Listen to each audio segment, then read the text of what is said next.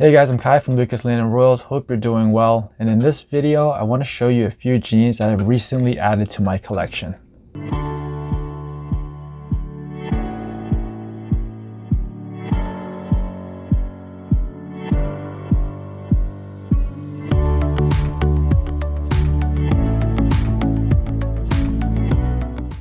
So it's been a while since I've shown you some snakes, at least that's how it feels.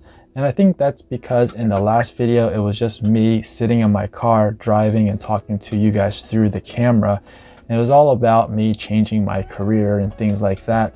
And by the way, thank you for all the support and kind words. I read all of your comments and there was a lot of motivation and words of encouragement. So thank you all for doing that. You know, I did already feel pretty good about changing my job, and from all the comments that I read, it made me feel even better and more confident, and just made me feel like it was a good decision all around. So thank you all for that. In this video, I wanted to talk about some of the new jeans that I have recently acquired. You know, a lot of times in the hobby, people say focus on one more for one jean and make it great, make it your own and take it to another level. And I truly do agree with that advice. But once in a while, we see something else out there and, you know, we just can't help it but want to acquire it and tinker with it a little bit. And for me, there's a special jean that I started looking at pretty passionately last year, mid last year. And I acquired 3 animals that have that special gene. Not special, but have that gene, which I'll reveal to you in just a minute. But what I wanted to say was sometimes you just have to, you know, acquire something else that's not really part of your focus.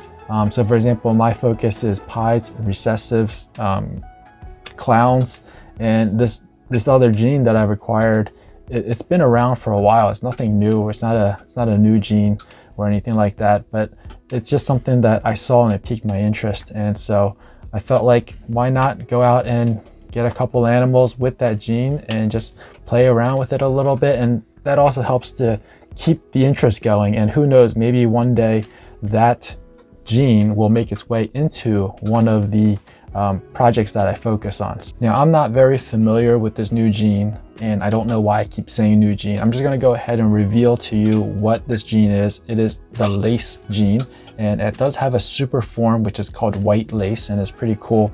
And I did see it on Justin Kabilka's video. I think it was Justin Kabilka's video. But this lace gene, like I said, I'm not very familiar with it. So I'm gonna also be bringing out a couple other animals that are very similar to the ones that I wanna showcase, and we can compare them side by side and see some noticeable differences. Now, this video isn't all about the lace gene. I have added other genes into this collection as well, which I'll show you later on in this video. But first, let's start off with the lace gene. And for that, I'm gonna pull out the first girl, so stay tuned. So right from the start, I'm gonna sidetrack for just a second. This is a Yellowbelly, and it has another gene in here that is not the focus of this video, but this is as close up to a Yellowbelly as I can find. So like I said, this is a pretty accurate representation of a Yellowbelly. There, like I said, there's something else in here, but it's not really influencing that Yellowbelly pattern and color that much. Next, here is the one that I do want to show you, and this is a Yellowbelly Lace.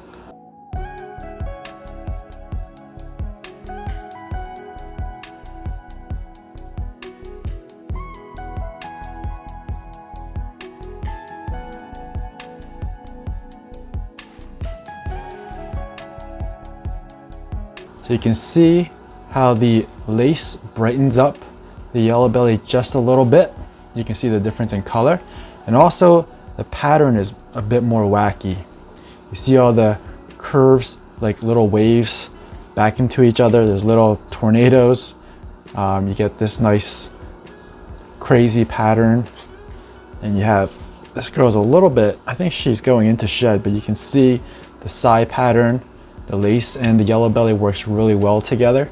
So this is a lace Yellowbelly, and starting to get more into the lace stuff. So and it was for good timing as well, because I know Justin Kabelka had that video out, and he talked a little bit about the lace and how the white lace, which is the super form of lace, almost looks like a desert ghost. So that's pretty cool, and I think he's putting it into clown. Unfortunately, I didn't think to put it into clown, so this is not a het for clown or anything. It's just a straight up 2 codon Yellowbelly lace, although I did want to put it into Axanthic. So let me get out the next one and I'll show you the next one, which is going to be het for Axanthic. So right here is a lace that is het for Axanthic. Before you get all excited about this mutation, this does have fire in it as well, which explains why it's kind of bright.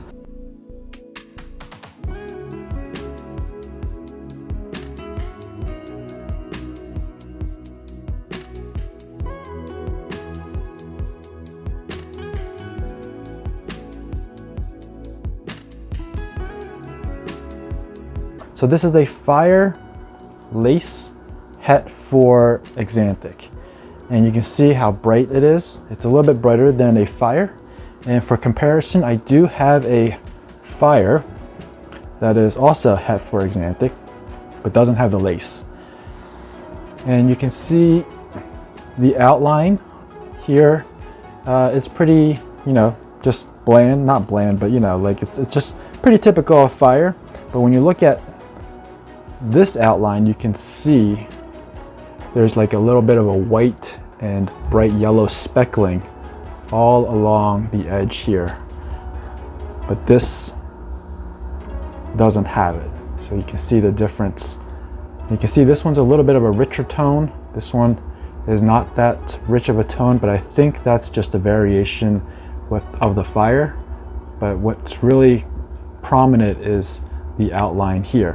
What's also prominent is the wacky pattern. You can see how this whacks out the pattern, kind of like what Yellowbelly can do, whereas a regular fire, you can see it's kind of uniform, like nice round arches here all along the sides. Over here, it's a little bit more, you know, connected, but still they're kind of rounded. Whereas this, you get banding, you get, again, these curves, you get these like jigsaw puzzle looking things. So that is the difference between a fire and a fire lace.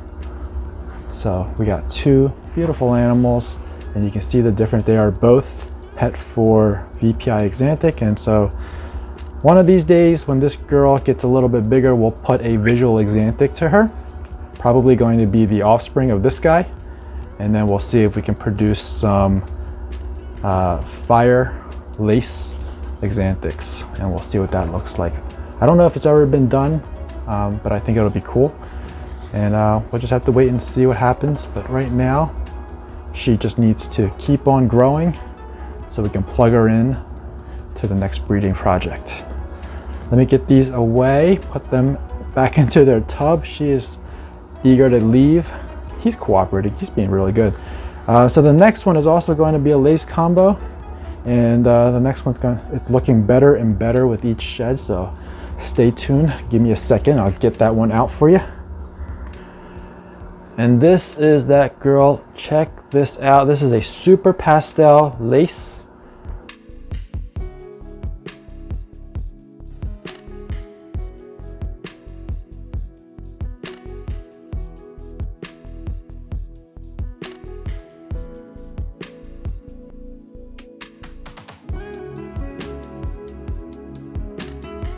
When I first got her as a tiny little hatchling, she just looked like a regular super pastel, a little bit better than a super pastel, but with each shed and as she's aging, the colors are actually getting brighter and brighter, and I'm liking her more and more. And you can see how much banding she has, a lot of tight bands, a lot of very thin bands as well. And you can see the crazy pattern on her, and the colors are gorgeous. So this is what I'm working with. I'm working with lace. So what I like to do is well, my initial thought was just to put these with like clown and pied, and I have a firefly that looks like a very nice firefly, and it also has like these little side patterns right here. So I'm thinking that maybe he's a lace, and I was trying to prove him out to also be lace, which is one of the reasons I got into the lace project. But ever since Justin Kabelka's video, now I'm thinking of putting these with clowns. Like you saw, the last one was Het for Xanthic, which was a nice little kind of icing on the cake, but that wasn't my intention, although now I'm really happy that I have it. I have a Het Xanthic. So with this one, I was thinking of, again, putting it with the firefly, seeing if he has lace in him. But now, seeing this girl and how bright and beautiful she is, I'm thinking about purchasing another male that also has lace and a few other complementing codons genes in him. Putting him with her as well, or putting him with the Yellowbelly Lace that I showed you first, and see what we get. The pastel Yellowbelly Lace looks great, and what's even better is the white lace Yellowbelly. So that is going to be a future project. But right now, just trying to grow these girls out and get them into breeding project here. So all right, so that's it for the lace genes. Next up are a couple of codon genes that I've added to the collection, so let me get those out and show them off to you. So over here we have a Yellowbelly spot nose het clown female.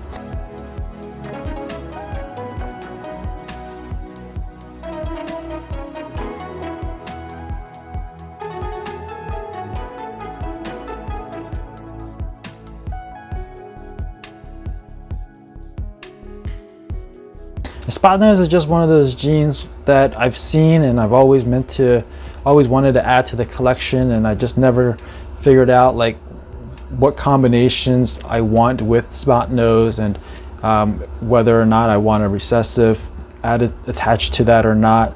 And you know, just seeing the spot nose clowns, Yellowbelly clowns, it just kind of made sense to get this girl.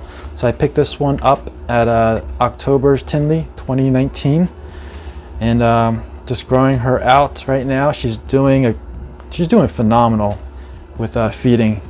She started on live rats, and I recently switched her over to weaned frozen thawed rats. So she's actually one of the best feeders out of all the animals that I'm showing you today.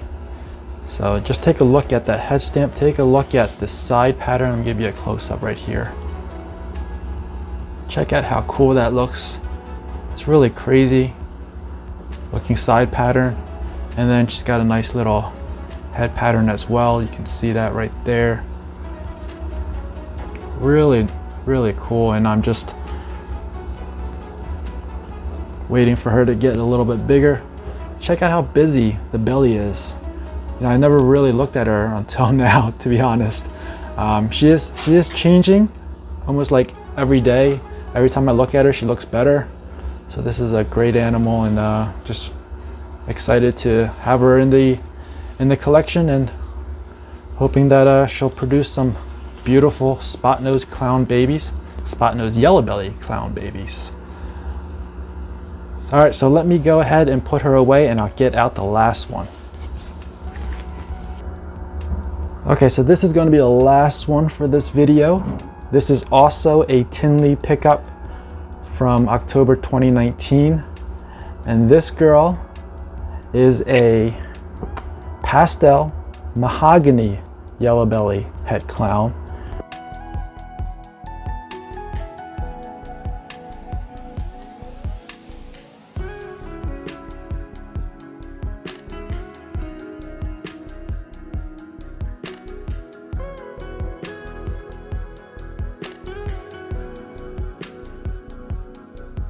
And isn't she gorgeous? Look at the colors, how it pops, how vibrant she is. And guess what? She is actually in shed. Look at this pink belly. She's actually in shed and she's still looking phenomenal. This is a beautiful animal, so vibrant, such great contrast between the lights and the darks. And I just can't wait to see what this combination looks like in a clown. And I don't know if it's been done before, but I'm hoping that this is going to turn out to be a beautiful clown combination. Again, this is a het clown, and I'm trying to get her head out so you can see. Look at that beautiful head pattern. You can see she's got that crazy, wacky side pattern from the Yellowbelly, and I think that's going to translate really well into a clown. Cool pattern on the side. It's just like it's like little alien heads trying to reach the circles. You got some curves in here. Looks like hieroglyphics. It's really cool. So that is the Pastel Mahogany Yellowbelly het clown. Beautiful animal. So that's about it for this video. I do have other animals that I'm growing out and I intend to feature them on future videos. If you want to see those, make sure you're subscribed and hit that notification bell. If you enjoyed this video, please give me a thumbs up. I would really appreciate it. As always, thanks for watching. Please share and I'll see you guys next time.